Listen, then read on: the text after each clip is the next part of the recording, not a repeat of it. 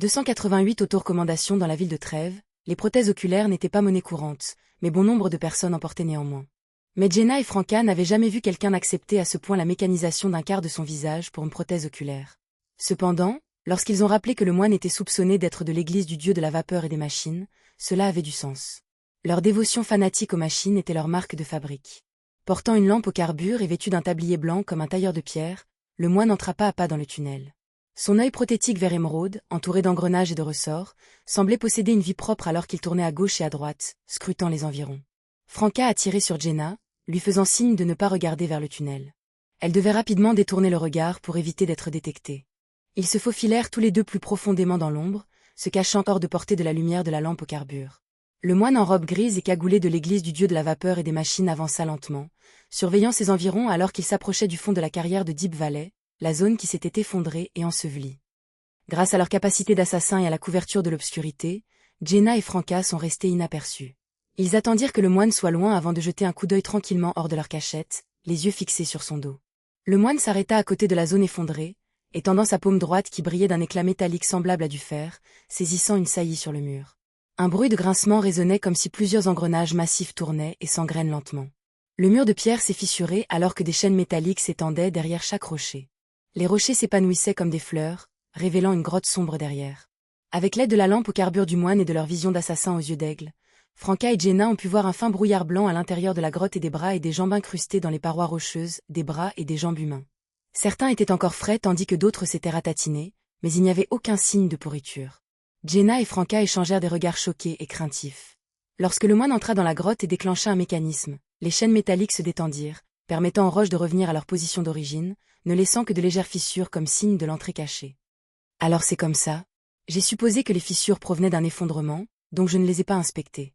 Franca a compris pourquoi il n'avait rien remarqué d'anormal auparavant. Elle tira le bras de Jenna et murmura « Sortons d'ici d'abord et revenons une autre fois ». Ayant découvert le secret et sachant comment l'ouvrir, il n'était pas nécessaire d'affronter directement le moine de l'église du dieu de la vapeur et des machines. Il pourrait revenir plus tard. Jenna hocha légèrement la tête, fit tournoyer l'anneau de punition à son doigt et s'accroupit. Elle suivit Franca loin de leur cachette et retourna à travers le tunnel jusqu'à l'entrée de la carrière Deep Valley. Voyant Jenna sur le point d'ouvrir la porte, Franca l'arrêta rapidement et murmura, pas pressé.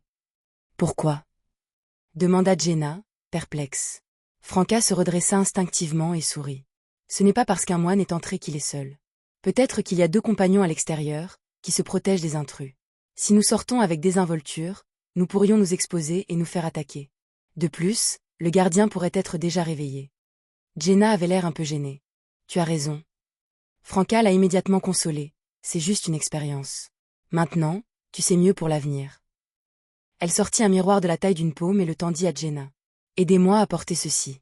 Je vais partir en reconnaissance. Si je suis pris dans une embuscade, profitez-en pour vous cacher dans l'ombre près de la porte et vous faufiler avec le miroir. Réalisant que Franca avait l'intention d'utiliser la substitution miroir, Jenna a accepté sans hésitation. Franca entr'ouvrit soigneusement la lourde porte en bois et jeta un coup d'œil dehors. Les seuls sons étaient le gazouillis des insectes et des grenouilles. Tout était encore autrement.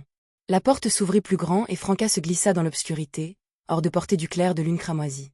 Jenna agrippa fermement le miroir, tendue et prête. Après plus de 10 secondes, Franca est revenue et a murmuré « C'est clair, allons-y ». Jenna expira de soulagement et se précipita dehors, fermant silencieusement la porte derrière eux. En quittant la carrière, ils jetèrent un coup d'œil à la cabane, aux parois rocheuses et virent le gardien toujours endormi, mais dans une posture différente. De loin, Franca a remarqué une marque rouge et enflée sous son oreille. Il a été assommé, pas drogué. Murmura-t-elle en fronçant les sourcils. Jenna se souvint du moine aux yeux cybernétiques et désigna la porte de la carrière. C'est celui à l'intérieur qui l'a fait. Franca hocha doucement la tête. Très probablement. Il ne veut pas que le gardien sache qu'il est ici. Le pauvre homme, il s'est probablement encore évanoui avant que le sédatif ne disparaisse. Jenna a souri. Ou quelqu'un d'autre l'a assommé avant notre arrivée. Quelqu'un aurait pu utiliser une autre méthode pour l'assommer. Franca fit une pause, puis soupira avec sympathie. Si c'est le cas, je me sens mal pour lui. Ignorant les uns des autres, chaque groupe avait traité le gardien à sa manière. En conséquence, le pauvre homme est resté inconscient à plusieurs reprises. Sans perdre de temps, Jenna et Franca se sont éclipsés sous le couvert de la nuit. Avenue du Marché, salle de bal brise. Lumian retourna au café à l'étage, commanda un verre de vin rouge et le sirota lentement. Au bout d'un moment, Louis s'est approché et a murmuré. « Patron, certains chasseurs de primes causent des problèmes à la salle de gristmill, exigeant une part des bénéfices. Après la destruction des rangs supérieurs du poison Spurmob, certains restes ont été arrêtés, certains ont fui, certains ont rejoint d'autres groupes et certains ont trouvé un travail légitime. Leurs anciennes entreprises avaient été reprises à bas prix par diverses factions. La Savoie Mob a obtenu la plus grande part mais manquait désormais de main-d'œuvre. Certaines industries fonctionnaient de manière assez indépendante. Parfois, des opportunistes tentaient de profiter du vide du pouvoir. Lumian fit craquer ses jointures et sourit. Envoyer un message pour leur demander s'ils veulent être mes ennemis ou mes chiens. Il réalisa qu'après être devenu pyromane, il était devenu plus agressif. Désireux de se battre après si longtemps, ses mains se contractèrent d'anticipation. Et de plus, pour que quelqu'un ose défier une salle de danse appartenant nominalement à la mafia de Savoie, il pourrait y avoir un ou deux Beyondés parmi les chasseurs de primes. La branche de l'ombre de Lumian n'avait pas de caractéristiques Beyondées correspondantes. « Oui, patron. » Louis répondit avec empressement avant de se précipiter en bas pour envoyer l'invitation. Lumian avait prévu de retourner à l'auberge du Coq Doré pour écrire Madame la magicienne mais attendait maintenant patiemment. En moins d'une demi-heure, Louis revint avec un homme. Il semblait avoir la trentaine, portant un costume bon marché et en haute forme noire. Avec des cheveux bruns, des yeux marrons, des traits raffinés et une carrure robuste, il aurait pu être un protagoniste du théâtre de l'ancienne cage à pigeons en voyant Lumian. L'homme sourit, ôta son chapeau et salua. « Bonsoir, patron. »« Qui es-tu » demanda Lumian avec un sourire aimable. L'homme a répondu solennellement. « Patron, ne m'avez-vous pas demandé d'être votre chien ?» Momentanément abasourdi, même Lumian, à l'esprit vif, a eu besoin de quelques secondes pour répondre. Il avait dit cela uniquement pour les provoquer et voir s'ils riposteraient. Après avoir récupéré, Lumian rit. « Je t'ai dit d'être un chien, et tu vas vraiment le faire. C'est ma grande chance. » L'homme ne semblait pas du tout honteux, plutôt honoré. « Je crois que te suivre me permettra d'atteindre ma vraie valeur. Avec le temps, je pourrais même devenir ton filleul. » « Quel âge as-tu ? Vous êtes plus flatteur que Simon le géant. » Intéressé, Lumian a demandé. « Pourquoi penses-tu que je vais te donner une chance ?» L'homme ne répondit pas immédiatement mais jeta un regard significatif à Louis et Sarkota, leur suggérant de partir. Ne se souciant pas des tentatives d'assassinat, Lumian les fit sortir avant de sourire à l'homme. « Continue. » L'homme s'éclaircit la gorge. « Je m'appelle Lugano Toscano, un Beyondé. » Quel parcours! Quelle séquence!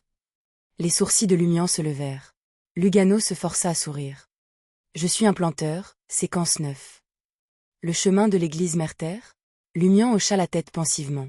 « De Fénapoté? »« Non, province de Riston, » répondit Lugano en souriant. « Il y a quelques années, quelques amis et moi sommes devenus chasseurs de primes. J'ai fait la connaissance d'un Fénapoté Beyondé et j'ai acquis plus tard ses affaires à son décès. Un compatriote. L'avez-vous tué ou avez-vous simplement profité de sa mort ?» Lumian lui fit signe de continuer. Lugano rit. « Je peux maintenant passer à la séquence 8 docteur mais je manque de fonds pour les ingrédients de la potion. J'ai entendu parler de vos exploits, boss, et je crois que vous êtes un puissant Beyondé. Je sais aussi que la Savoie Mob manque de main-d'œuvre, j'ai donc causé quelques problèmes pour vous rencontrer. J'espère travailler pour vous, vous aider à gérer vos domaines et gagner de l'argent grâce à un travail acharné. Les médecins sont utiles aussi bien aux gens ordinaires qu'aux Beyondés.